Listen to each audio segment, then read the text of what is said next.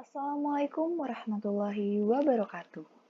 Perkenalkan, saya Sukma Asih Dwi Hastuti dengan NIM 196510004 dari kelas 7A Program Studi Akuntansi Manajerial. Kali ini, saya akan membahas mengenai konsep dasar biaya dari mata kuliah Akuntansi Manajemen Lanjutan. Baik, langsung saja kita masuk ke slide berikutnya. Dalam konsep dasar biaya, kita akan membahas 6 poin. Yang pertama, ada pengertian biaya. Yang kedua, mengenai objek biaya. Yang ketiga, keakuratan pembebanan. Keempat, ketelusuran. Kelima, metode penelusuran. Dan yang terakhir, mengenai biaya produk. Langsung saja kita masuk ke poin pertama, yaitu pengertian dari biaya. Biaya adalah kas atau nilai ekuivalen kas yang dikorbankan untuk mendapatkan barang atau jasa yang diharapkan memberi manfaat saat ini atau di masa akan datang bagi organisasi. Dikatakan ekuivalen kas karena sumber non-kas dapat ditukar dengan barang atau jasa yang diinginkan. Sebagai contoh, menukar peralatan dengan bahan yang digunakan untuk produksi. Jadi, kita dapat menganggap biaya sebagai ukuran satuan mata uang dari sumber daya yang digunakan untuk mencapai keuntungan tertentu. Poin berikutnya mengenai objek biaya.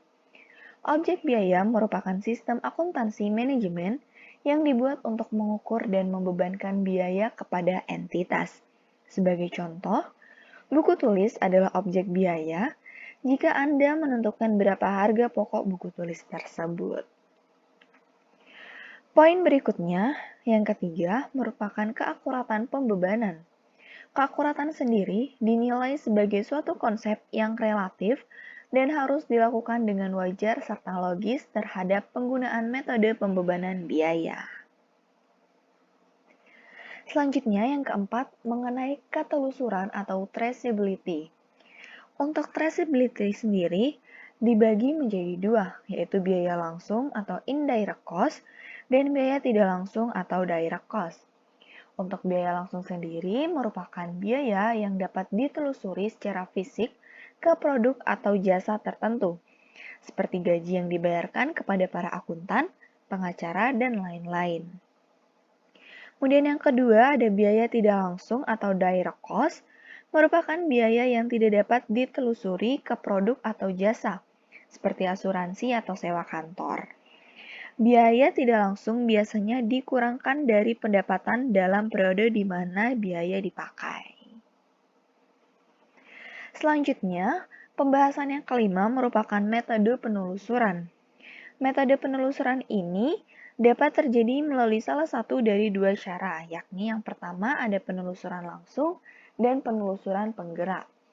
Penelusuran langsung itu sendiri merupakan suatu proses pengidentifikasian dan pembebanan biaya yang berkaitan secara khusus dan fisik dengan suatu objek. Kemudian untuk pengertian dari penelusuran penggerak adalah penggunaan penggerak untuk membebani biaya, atau bisa juga disebut sebagai faktor yang menyebabkan terjadinya perubahan penggunaan sumber daya, penggunaan aktivitas, biaya, dan pendapatan. Selanjutnya, kita akan membahas mengenai biaya produk. Yang pertama, mengenai biaya produk dan jasa. Di sini terdapat dua jenis biaya output. Yang pertama, produk berwujud dan jasa. Produk berwujud itu sendiri diartikan sebagai barang yang dihasilkan dengan mengubah bahan baku melalui penggunaan tenaga kerja dan input modal, seperti pabrik, lahan, dan mesin. Yang kedua ada jasa, yang merupakan tugas atau aktivitas yang dilakukan untuk seorang pelanggan atau aktivitas yang dijalankan oleh seorang pelanggan dengan menggunakan produk atau fasilitas organisasi. Perbedaan antara jasa dan produk berwujud dibagi menjadi 4. Yang pertama ada ketidakberwujudan atau instability, yang merupakan jasa ini adalah produk yang tidak berwujud. Kemudian yang kedua ada tidak tahan lama atau perishability, yang memiliki arti memberi pengaruh dalam jangka pendek, walaupun ada beberapa produk jasa yang memberi pengaruh jangka panjang juga. Kemudian yang ketiga, tidak dapat dipisahkan atau inseparability. Dalam arti pemberi jasa dan pengguna jasa melakukan kontak secara langsung. Dan yang terakhir ada heterogenitas atau heterogeneity, yang berarti banyaknya peluang penawaran jasa. Selanjutnya yang akan kita bahas mengenai biaya yang berbeda untuk tujuan yang berbeda. Biaya produk adalah pembebanan biaya yang mendukung tujuan manajerial yang spesifik. Jadi, biaya produk tergantung pada tujuan manajerial yang sedang ingin dicapai. Kemudian, pembahasan selanjutnya mengenai biaya produk dan pelaporan keuangan eksternal. Dalam hal ini, biaya dikelompokkan ke dalam dua kategori, yaitu biaya produksi dan biaya non-produksi. Yang pertama akan kita bahas mengenai biaya produksi. Biaya produksi ini diartikan sebagai biaya yang berkaitan dengan pembuatan barang dan penyediaan jasa.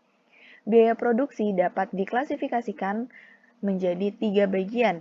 Yang pertama, bahan langsung adalah biaya bahan yang menjadi bagian produk berwujud atau bahan yang digunakan dalam penyediaan jasa. Sebagai contoh, kayu pada perabotan rumah. Yang kedua, tenaga kerja langsung merupakan biaya gaji karyawan yang memproduksi bahan baku menjadi produk atau menyediakan jasa kepada pelanggan. Sebagai contoh, kepala koki restoran. Kemudian bagian yang ketiga adalah overhead, yang merupakan semua biaya produksi selain dari biaya bahan langsung dan tenaga kerja langsung. Sebagai contoh, biaya lembur tenaga kerja langsung biasanya dibebankan ke overhead dan bahan bakar mesin. Selanjutnya yang terakhir adalah kategori biaya non-produksi, yang merupakan biaya yang berkaitan dengan administrasi dan umum. Pada biaya non-produksi ini dibagi menjadi dua, yaitu biaya penjualan dan biaya administrasi. Biaya penjualan sendiri memiliki arti biaya-biaya yang diperlukan untuk memasarkan dan mendistribusikan produk dan jasa. Kemudian yang terakhir ada biaya administrasi, merupakan seluruh biaya yang berkaitan dengan administrasi umum pada organisasi yang tidak dapat dibebankan ke biaya pemasaran atau produksi. Baik, mungkin itu saja yang bisa saya jelaskan mengenai konsep dasar biaya. Saya ucapkan terima kasih dan memohon maaf apabila ada salah kata dan kurang dalam penjelasan materi pada kali ini. Sekian dari saya. Wassalamualaikum warahmatullahi wabarakatuh.